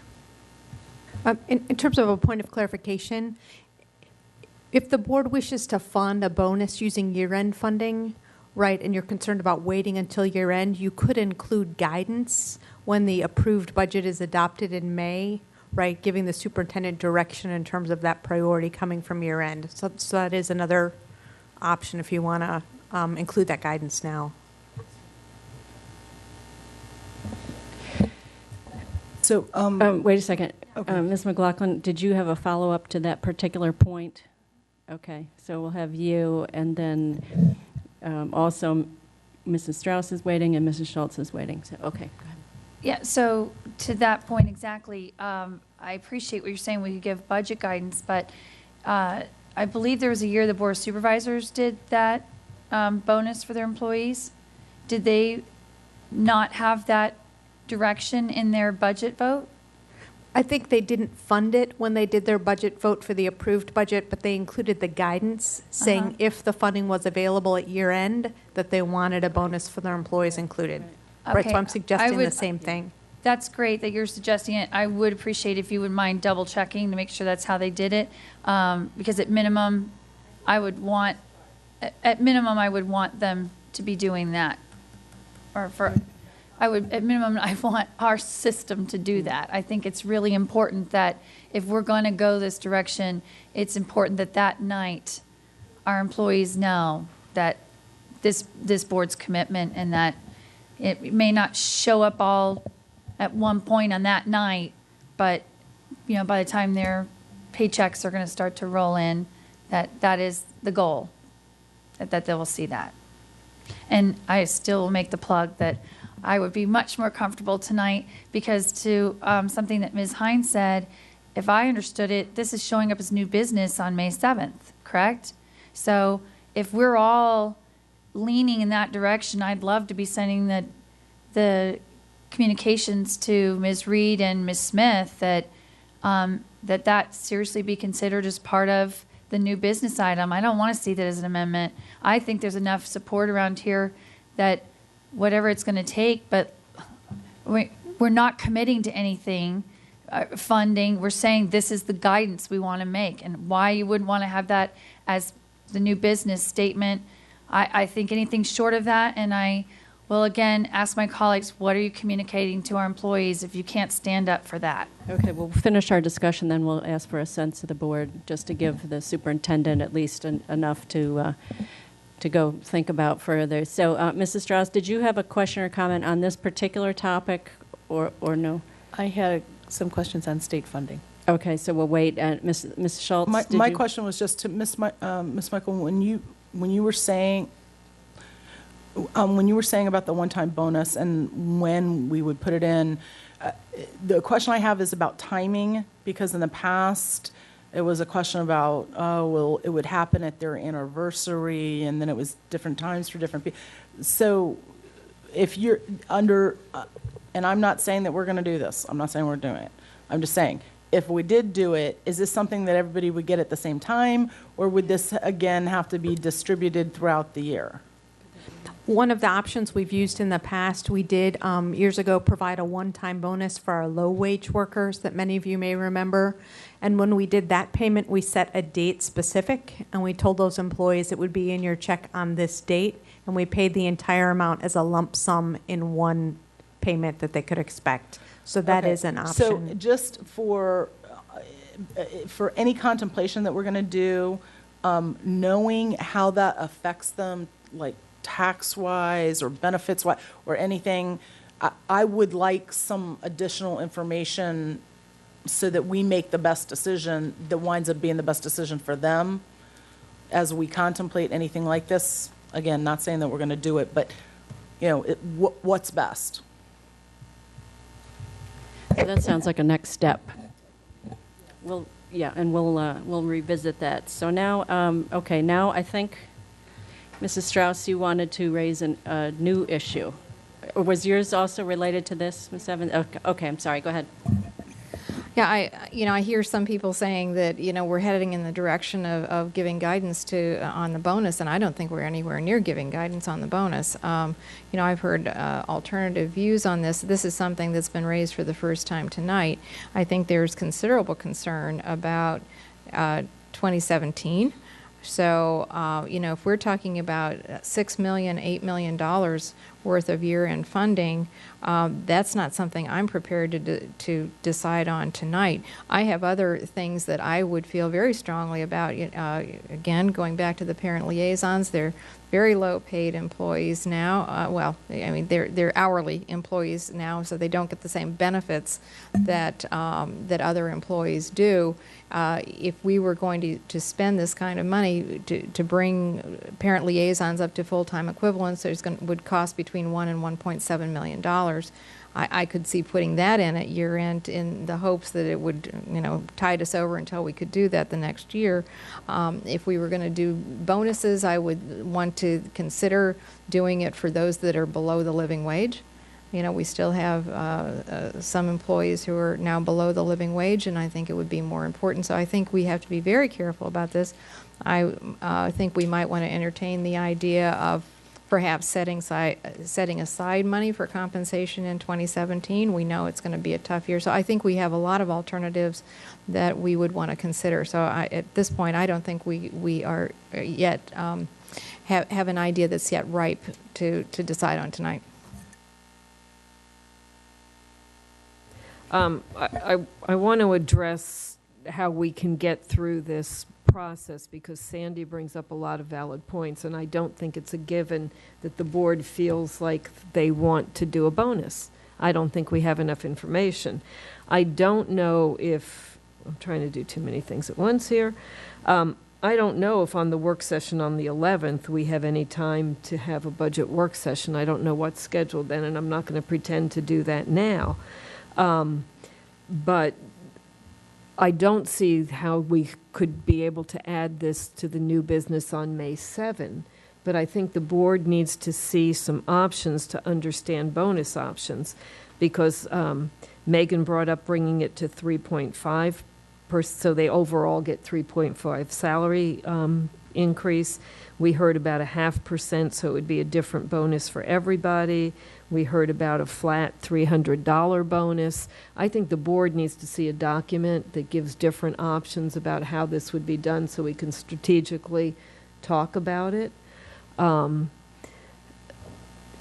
we need some time to do that. I mean, it could be done, I guess, when it's new business. I mean, I leave this to the superintendent and the chair and vice chair to figure out process. But I think it's something, since it came up new tonight, the board needs some time to look at something and then have time to discuss it. I'm not willing to make any decision about that without a better understanding about it. You know, I have more comfort if, and I don't even know that I would support budget guidance, but I'm not going to spend my chickens, eggs, horses, whatever I have. I'm not going to spend them till I know, till I know what they are. So we need information.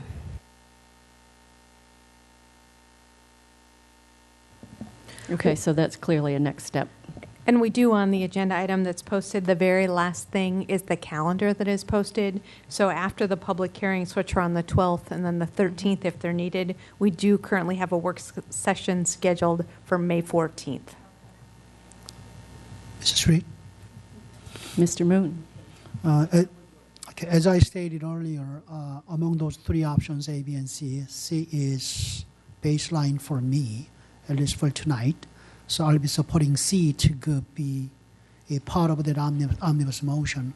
Whether I will come up with any other amendment related to compensation, I'm still pondering just for myself several different options, whether it's a guidance or we bring it up as a part of just a regular budget adoption at the end of May. I will wait and see what sort of information, real numbers on paper, the steps will bring to us. But again, I'm still open to doing some bonus for our employees. I just don't have any concrete, proposal on the table yet. Okay, thank you. And part of that is due to the fact that we need to get the information, I think, to help us make those informed decisions. So in terms of sense of the board on this particular issue, from my notes, and I'll also look to Mrs. Smith, it sounds like that option C is where the board agrees, but that would be the minimum. Some people are feeling that maybe more should be done for the employees by finding another bit of money someplace, either in existing funding or at year end. So does that does that give you enough, Dr. Garza, for now on that issue? Yes, okay. She's got that. Okay. Mrs. Strauss has been so patient waiting to talk about state funding. Right. As I'm trying to do my back of the envelope, backing into what may or may not happen. I have a couple of questions. First, as we adjust our salary file, I think very responsibly, it's my sense that the age of our employees getting younger, because if we have if we have a younger and younger group of employees, your salary lapse is going to be less. And I'm just wondering if we have any of that kind of, I mean, we know that as a profession, people are leaving the profession. I don't have that information, but one of the things that we're watching really closely are the number of our employees that are retiring. And we're seeing fewer people going that have applied to retire based on the retirement ceremony this week. So like that's clearly something, that we're watching in terms of salary lapse, because if fewer people retire, right, we're going to see a lower amount of turnover. Right, and that's my concern, because that has gotten us into trouble in years past if that projection doesn't hold. Next year is the first year of a biennium, right? And the number that you've put in is a projection for the change in the LCI. How accurate? What are you basing that on? So when we look at our forecast for FY17, we're purely making a projection based on what we think will happen. At this point, we don't know. As we head into the fall, hopefully we'll get some preliminary information in terms of the three things that our LTI is based on, right? Which are the values that they use in terms of income, property, and then taxable sales. But at this point, we've really just included a projection. You know, I think this is a fairly conservative projection, right? Our LCI, in the past, if you remember, when our LCI goes up, our state revenue goes down. Goes down, exactly. So you're projecting it to go up Slightly.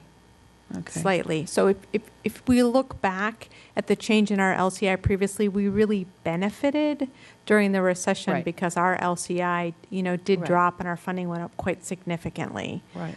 So I do think this is a pretty big unknown as we head into next fall and something that we'll have to watch very closely. It's always very difficult to wish one way or another.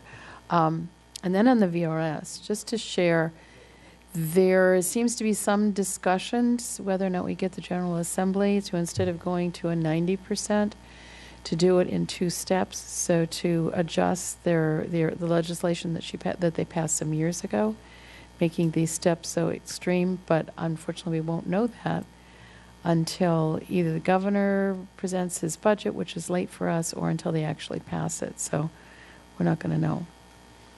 Too bad. And the projection for 2017, each 1% increase in the Board of Supervisors, what, 19 million? It's 18 million, 18. so the 3% guidance that they gave us is approximately 55 million in revenue. Right. Yeah, so not a pretty picture. Thank you.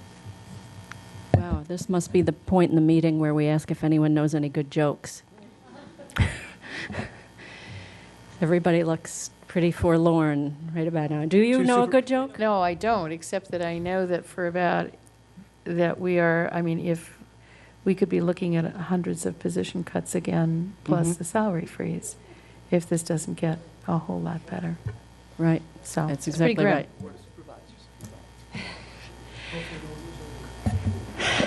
Okay, as promised, we'll revisit now. There were issues and questions regarding the lapse rate as well as the year-end balance.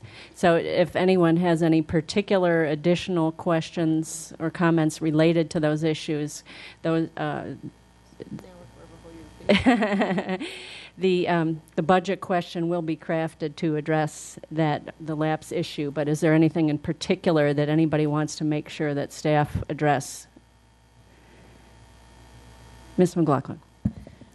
Yeah, so I appreciated earlier how Kristen and Susan, you were talking about what the county does and with their 8% and we're at 2.1%. I think where I'm still struggling is they are our funding authority.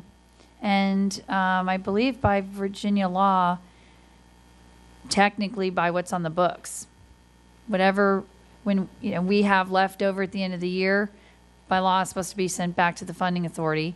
But we've had a good relationship with the Board of Supervisors, and since we carried over as our year-end to beginning balance, it's just made sense to do what we do. But in terms of the operational responsibility as the funding authority, their AAA bond and all of that, and what they need to have with that 2% year-end balance for being fiscally responsible.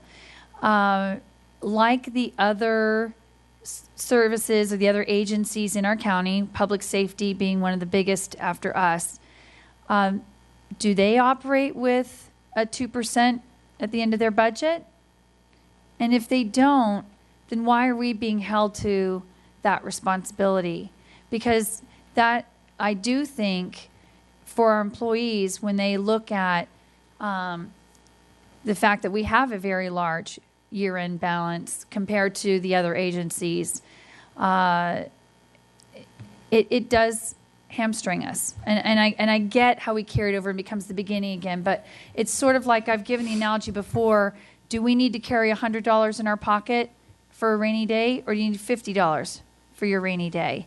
And so for the 2.1% salary lapse versus an 8%, what really in the end is the reasonable amount?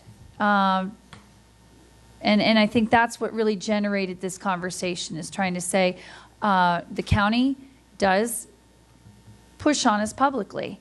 And some in the public who look at our budget push on us and say, why this amount? And some of our employees look at it and say, you didn't have an extra $7.5 million, but wow, you ended up with $8 million in your school board reserve account and your $23.5 in your year-end balance. So how is that you didn't have the money to give it to us? So that's the clarity I would like to understand. In some ways, I feel like we hold ourselves to the identical fiscally, operating restrictions that the board of supervisors have, but the other agencies don't do that, and we're technically not them. What I would say is overall, the county's year-end balance is very similar to FCPS's, somewhere right around 2%. So that's their overall county average. So each agency, I would assume, is pretty close to that average because they're getting to it as the total county entity combined. Right, I think as we look at our ending balance, really that 2% is really a best practice, right? And our year-end balance as a percent of our disbursements last year was only 1.5%, right? So that amount is getting lower and lower. And I'm sorry, I didn't mean to interrupt, but we're not budgeting an ending balance. We budget based on the best projections and assumptions that we have for that particular year's budget. But what you experience during the year is going to be different from what you budget, because those are estimates, right?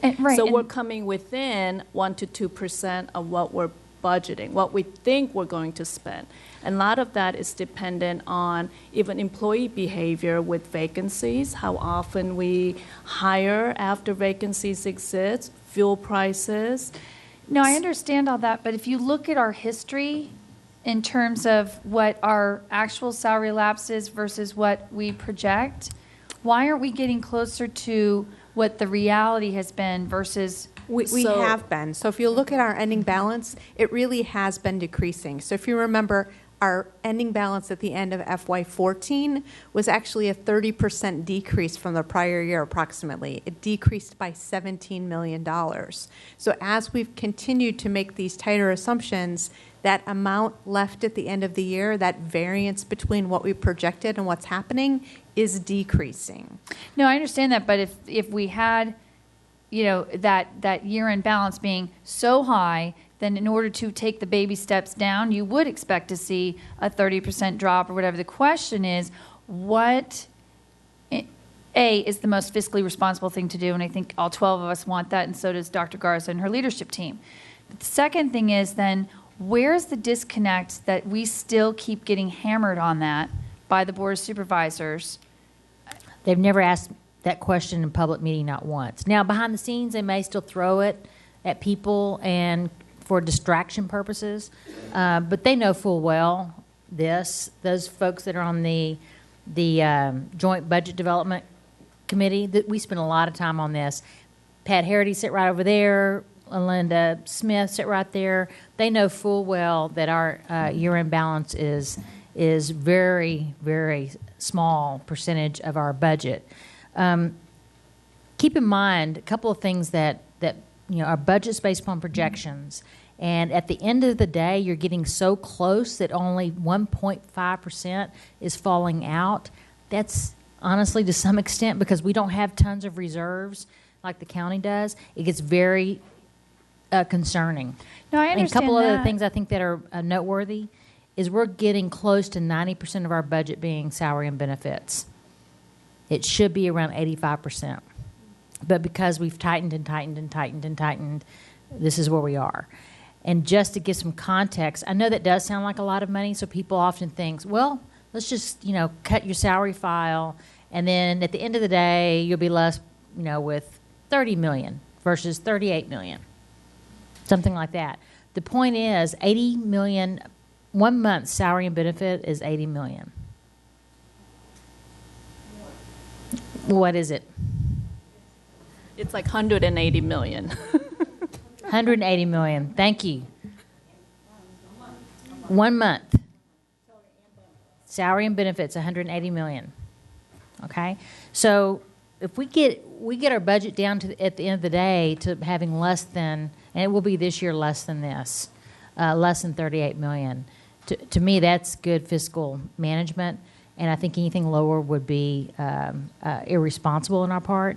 And secondly, the county's own principles of sound financial management suggest that it should be a 2%. Isn't that correct in their principles, in their own financial principles? It's actually one of their performance measures. So I would just say then a next step from this work session is that maybe our chair and or vice chair of the board have this conversation with Dr. Garza and Ed Long, because I really think we need to start pushing hard then. If this is what we keep finding ourselves having to fend against, then why aren't we just getting it, somewhere settled once and for all? It's a retread of a conversation then, and it wastes board time, and it really, in my mind, fractures the public understanding of how we're operating, how the board of supervisors are operating, and all along we keep saying that what we want is a universal acceptance of best practice, but it seems like it's not allowed on this side without criticism. And I think if you just kind of keep in mind about some of those attrition percentages that are being thrown out there, 8%, 10%, Kristen mentioned this earlier, 10% of our salary and compensation base is $200 million. We are not having $200 million available at the end of the year, which means we cannot be experiencing a 10% attrition salary lapse rate. Even 8% is $160 million.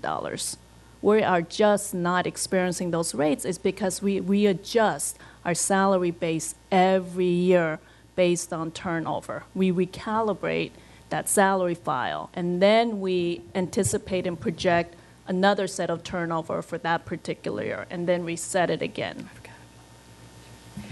Okay.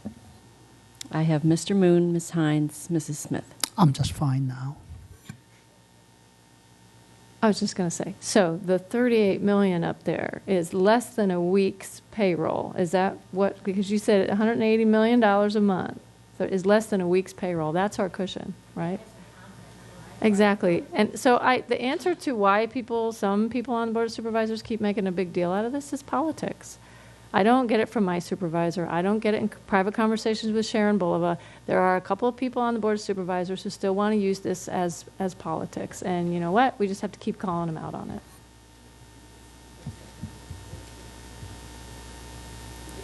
Can't be 180 million, because on a 20-day work month, that's 9 million a day.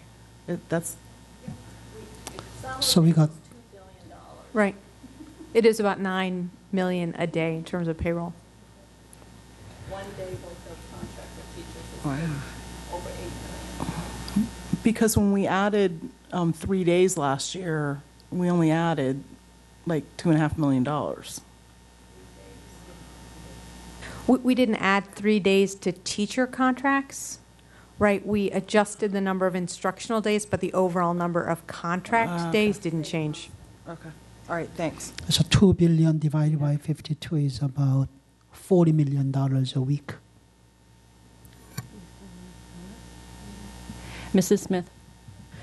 So you talked about what we did with our salary lapse and readjusting it. And so what happens on the Board of Supervisors side with that? So the Board of Supervisors is going to have a budgeted lapse rate, but if you look through the reductions that they included in their budget for this year, right, you'll see in many cases that they're recognizing salary savings, right? So taking it as an agency reduction, right, because they don't automatically reduce the base of each agency every year. So we kind of show it big picture and they show it in the different departments. Correct. Thank you. Okay. Does anybody have any other questions or comments on the budget presentation? Ms. Evans. This is just a housekeeping thing, but we made that decision about how our process, and are we going to be receiving language to put into the strategic governance manual on that, or What's our plan for that? So the language that we drafted is included on slide 8, right? So as long as everyone agrees that we capture that language correctly, right, I think this is a starting place. On slide 8.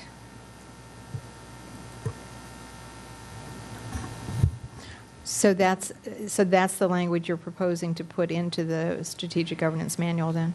Yes, but we probably need to change the date on the third bullet to say the work session in the last week of April. I see. Because that will change from year to year. All right, and thank you.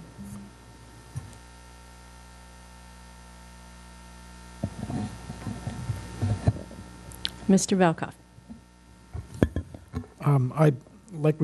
We've had a very clear consensus around option C. One thing I'm going to suggest for discussion informally, having Ms. Hines' idea about the year-end bonus out of year-end money, and then Ms. Evans' concerns. I may explore with others the possibility of actually a combination of option B with a larger bonus. That would give us $2-some million. Potentially, I think, for instance, if we were to address the concern that Ms. Evans raised,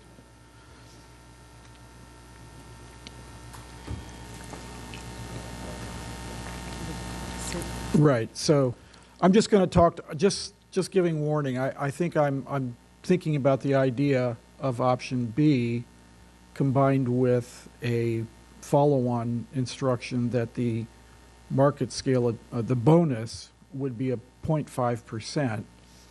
And so anyway, I'm just giving some warning here. Mrs. Smith. So, to me, the problem with doing that is you're not raising all the ships. And we're way behind when we compare ourselves to other school districts. So I don't think we can just look at how much goes in employees' pockets. I think you need to look at how you use that money and how you raise the ship. And so for me, I wouldn't support something like that because we need to raise these ships and not be last in the list. Mrs. Strauss. It's my understanding that the employees would prefer as much money as we can put into the actual, into the base. And if we find at year end that we can have a little more cash, that would be great. But I think their preference is basically the C. And that's because that is what is applied toward retirement. Anything that comes by way of a bonus is not calculated into retirement. Well, that's important to capture in the response to the question then, just so we understand all the implications. Are we ready for Okay. next step? Yes, I think we are ready for next steps.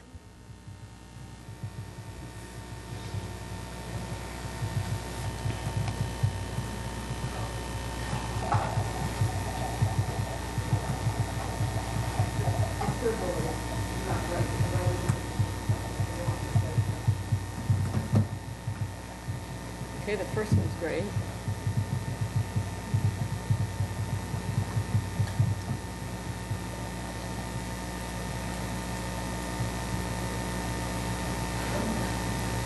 So, I'm looking at you guys. How would the third bullet be worded? Yeah, no, the third bullet's fine. We can go ahead and reconcile the fund balance between CAFR and the budget fund statement. I was just laughing because CAFR is really CAFR because it stands for Comprehensive Annual Financial Report. There's no E. So it's the idea is it's two different documents, and it's trying to reconcile the ending balances in the two documents. Yes. No, I think that captures it. And the second bullet is does that one seem to make sense to people? I also heard the idea of other employees. Right, in the second bullet where you have information about a one-time bonus for employees, you also mentioned options about a subset of employees, such as the living those under the living wage or under a certain dollar limit or something. You know that, right? Okay.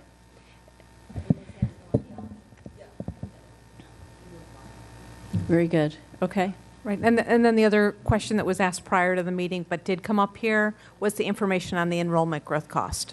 Mm-hmm. Right, so in case you want to indicate that. Yeah, so there'll be a couple budget questions Pam, too. so detailed information about the enrollment growth costs, is that a good way to put it? Go ahead. Oh. Then we don't Yeah, need to never put it mind, on 'cause next they're- steps. yeah. Never mind. Okay. All right. So our next step of tomorrow is to watch the Board of Supervisors pass their budget. And after that, May 7th is new business. Public hearings, May 12th. Next work session, May 14th, and then we adopt on the 21st. This work session is adjourned. Thank you all.